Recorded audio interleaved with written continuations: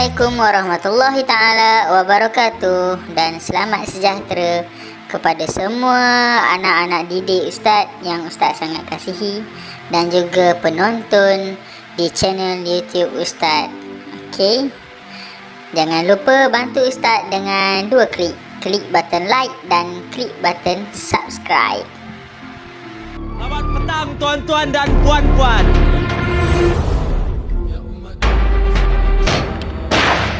Menteri, kami yakin boleh selesaikan masalah.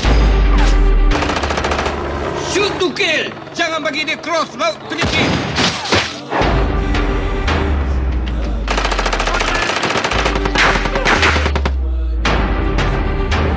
Kalau kita orang diberi senjata, benda macam ni tak jadi, tuan. Negara jenis apa yang hantar askari untuk mati? Where is the backup? Baiklah adik-adik Ustaz yang Ustaz sangat kasihi. Okey, anda semua dah tengok dah video klip tadi kan, yang Ustaz letak tu. Okey, video klip tadi menceritakan tentang apa? Cuba anda semua tengok betul-betul apa yang diceritakan. Okey, baiklah. Jadi, apa yang ada dalam video klip tadi berkaitan dengan tajuk kita pada hari ini, iaitu jihad.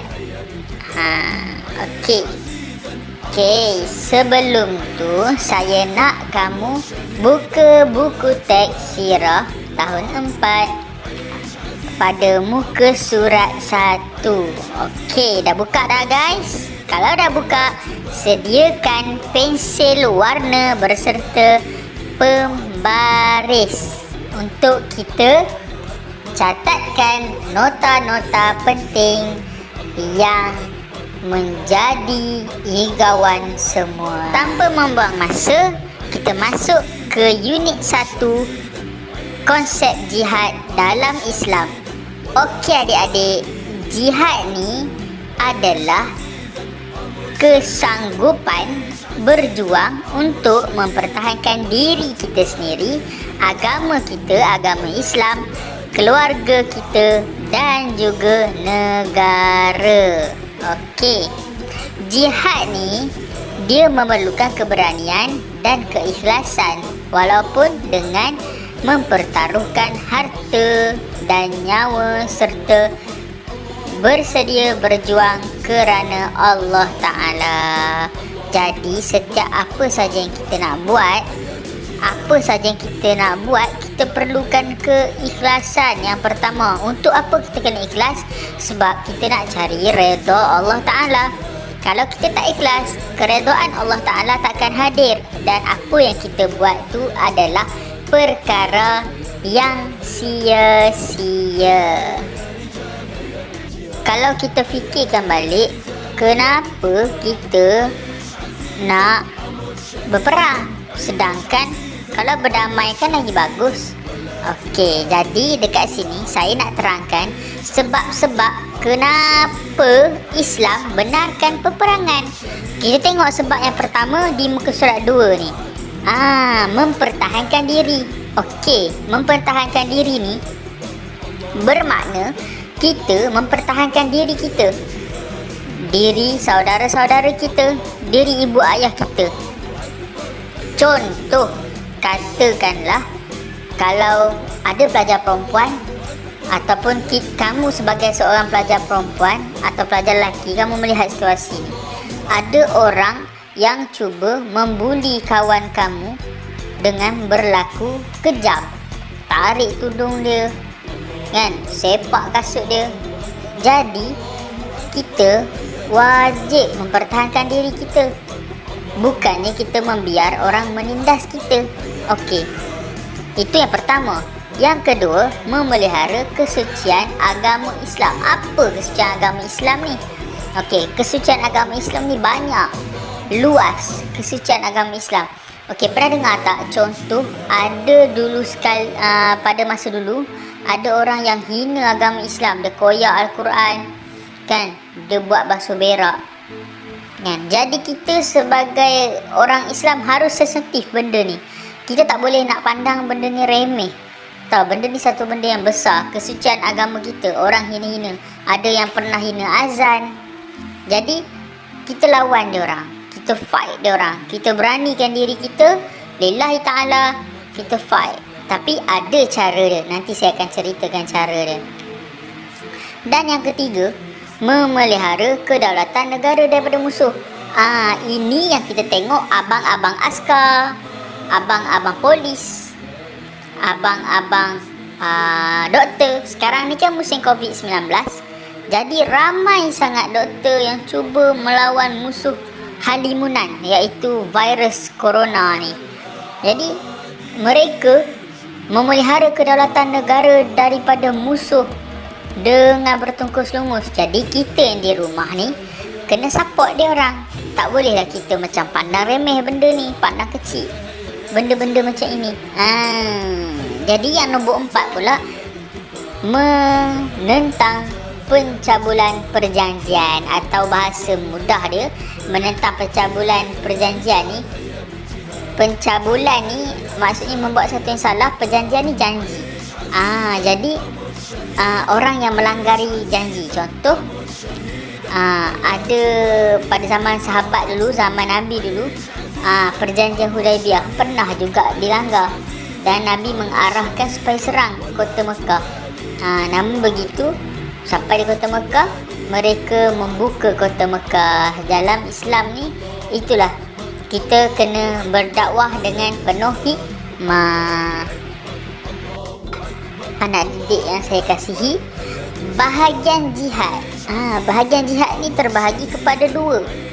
Jadi kita tengok kat sini, macam mana jihad yang ada pada zaman kita hari ini, kita nak kaitkan dengan zaman Rasulullah Sallallahu Alaihi Wasallam. Jadi jihad ni terbahagi kepada 2. Yang pertama iaitu jihad asghar, iaitu jihad kecil, dan yang kedua ialah jihad akbar, jihad yang besar. Jihad yang pertama iaitu jihad asghar, jihad kecil. Berjuang untuk mempertahankan agama di medan perang dan menegakkan kebenaran, dan juga menentang kemungkaran.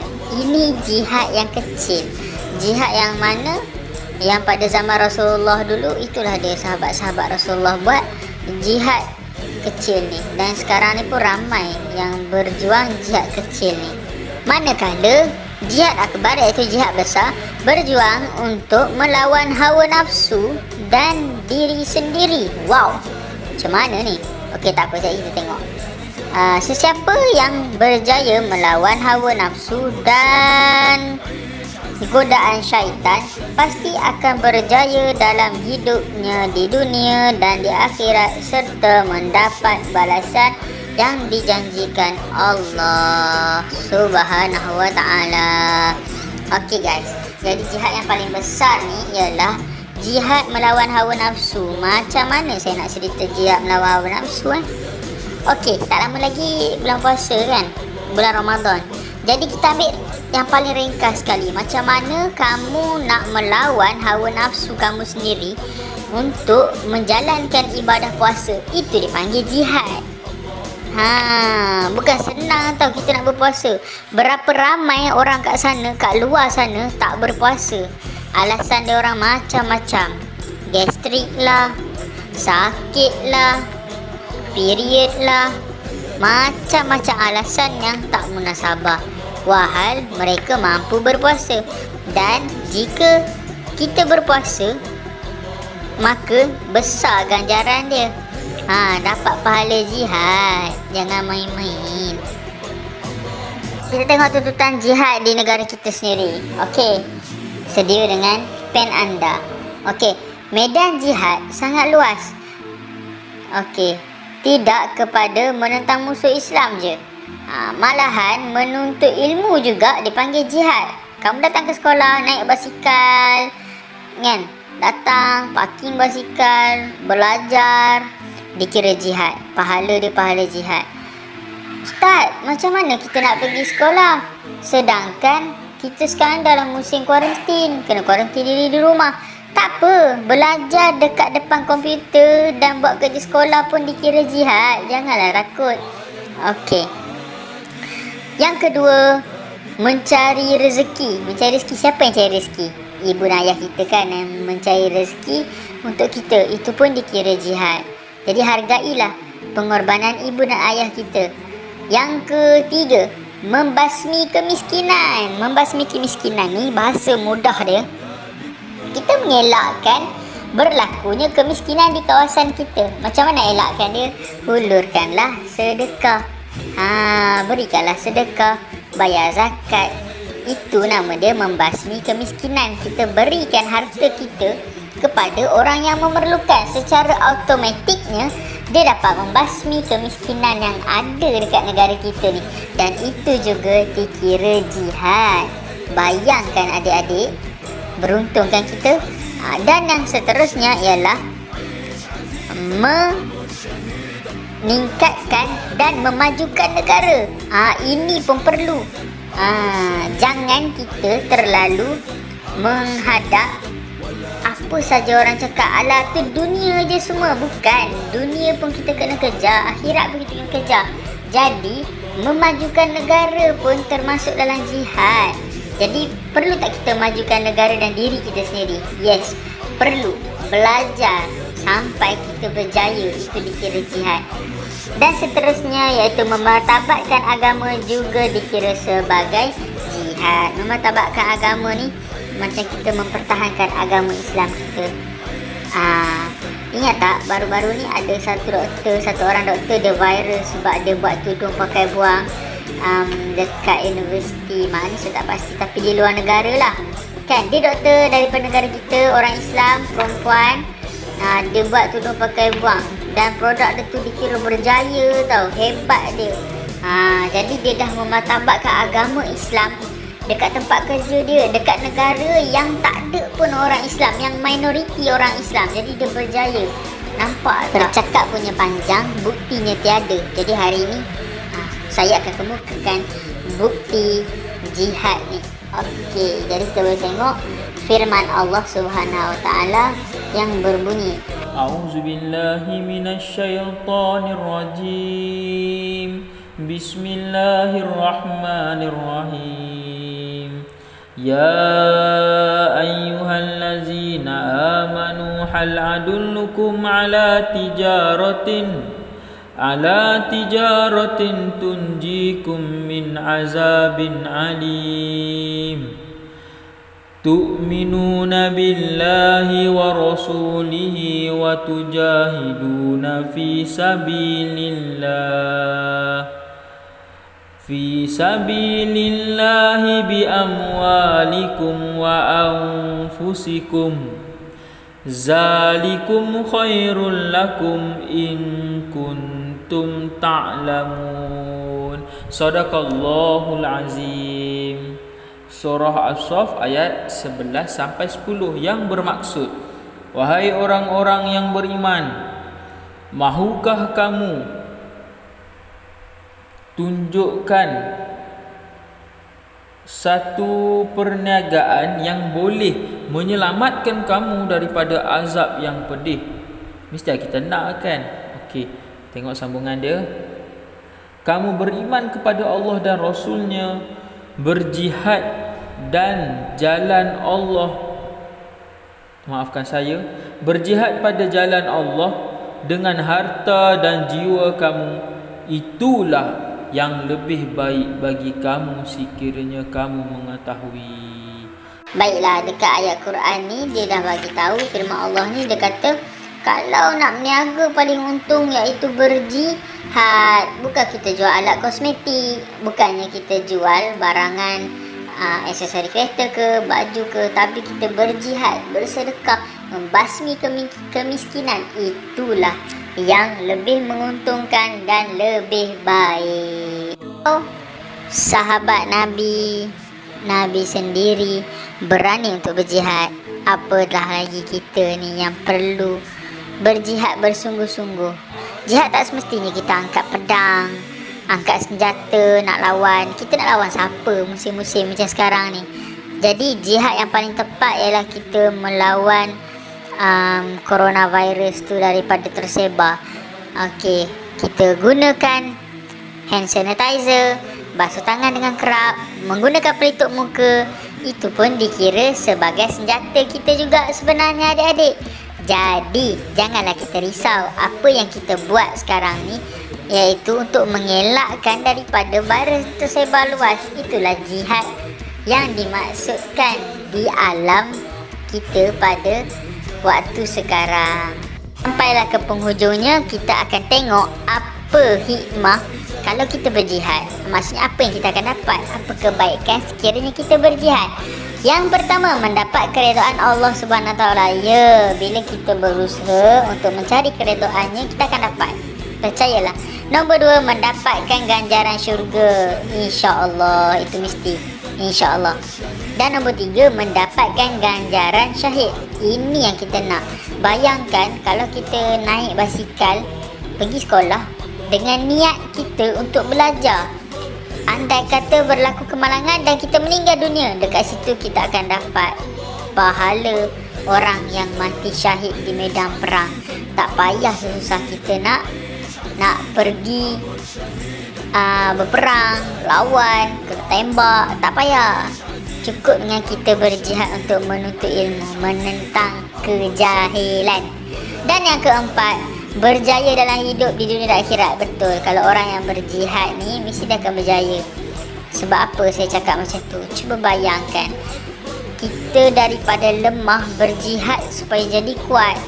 Itu kejayaan kita. Daripada ada orang susah, kita berjihad membasmi kemiskinan. Tiada orang susah. Itu kejayaan.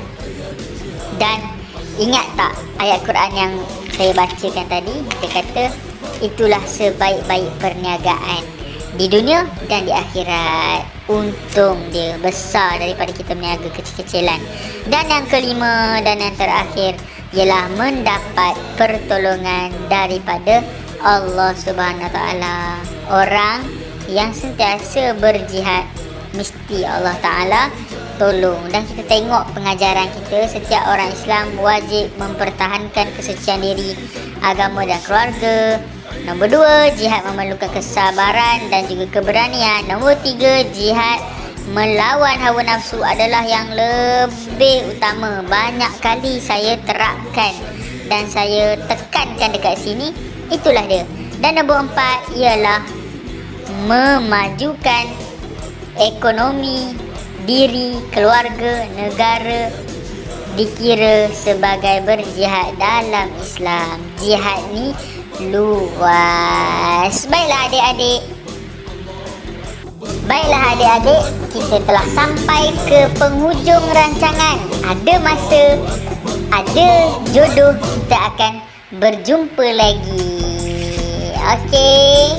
Jadi jaga diri kamu baik-baik. Ingat SOP yang selalu dipesankan. Dan juga jangan lupa ulang kaji pelajaran. Walaupun kita bercuti, tak semestinya kita akan ketinggalan. Dengan syarat kita mesti rajin mengulang kaji. Sekian saja daripada saya, Muhammad Zulmi bin Abdul Aziz. Aku liqauli haza wa astaghfirullahalazim li wa lakum. Assalamualaikum warahmatullahi taala wabarakatuh. Bye bye.